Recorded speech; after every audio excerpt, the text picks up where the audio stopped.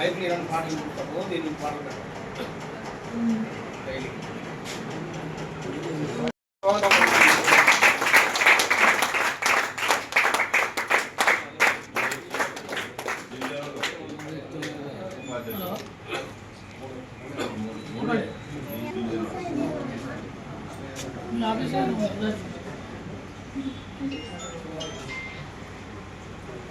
అలాగే division joint secretary తోగం Mallikarjuna గారిని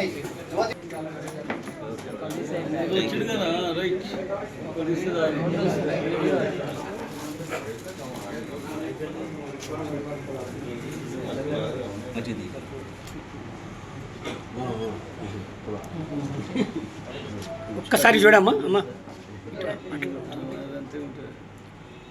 చూడాలి ఒక్కసారి.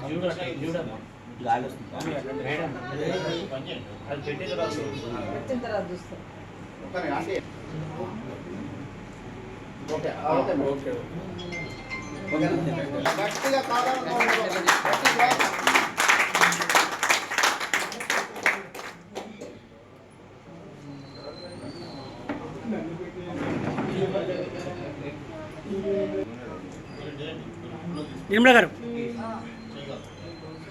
చూడండి మేడం, అటు చూడండి, చూడండి అటు చూడండి. Okay okay okay madam.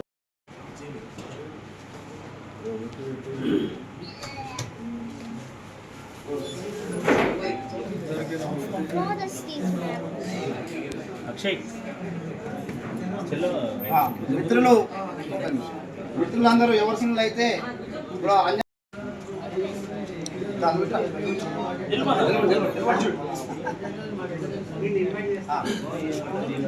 ఒకసారి చూడండి అయ్యో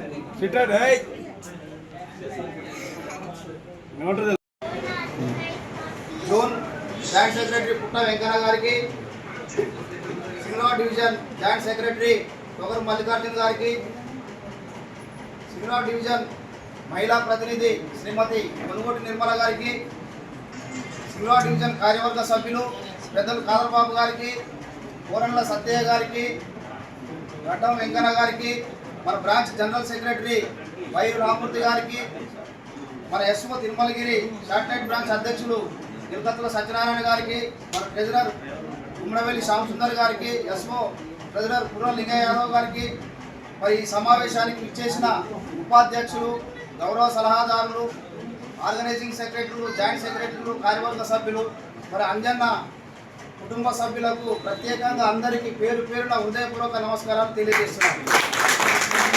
మన లియాప్ ఏజెంట్ మిత్రులందరికీ మరియు పత్రికా విలేకరులకు కూడా శుభాకాంక్షలు, శుభాభివందనాలు. ముందుగా మనం జ్యోతి ప్రజ్వలన చేసుకున్నాం. తదనంతరం ఇప్పుడు శ్రద్ధాంజలి ఘటించే కార్యక్రమం ఉంటుంది. కాబట్టి మిత్రులందరూ సహకరించాల్సిందిగా కోరుచున్నాము.